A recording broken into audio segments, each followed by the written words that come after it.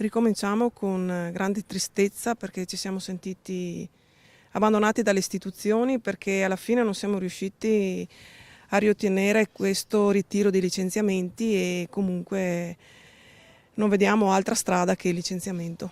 Non abbiamo proprio più speranze. I licenziamenti dei 56 lavoratori della Exo Italia di Maserà sono stati confermati. L'incontro tra azienda, sindacati e rappresentanti del governo al Ministero dello Sviluppo Economico ha avuto esito negativo.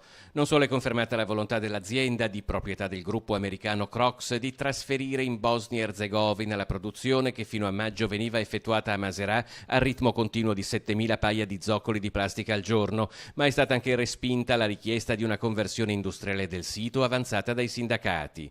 Oggi rientriamo al lavoro dopo l'assemblea di questa mattina, dove praticamente unanimemente abbiamo deciso di riprendere la produzione con uno spirito nettamente diverso da quello che avevamo una volta. A fronte dei risultati ottenuti dalle vari incontri sia in Regione sia al Ministero, penso che le maestranze non siano soddisfatti di quanto è successo.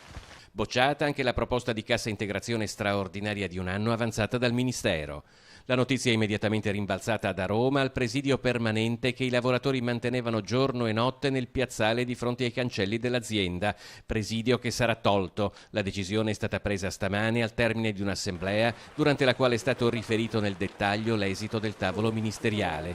I dipendenti rientrano in fabbrica dove riprenderanno a lavorare fino a metà agosto, dopodiché si aprirà la procedura di licenziamento collettivo. Ora la trattativa si sposta ad un tavolo regionale che affronterà il tema delle liquidazioni.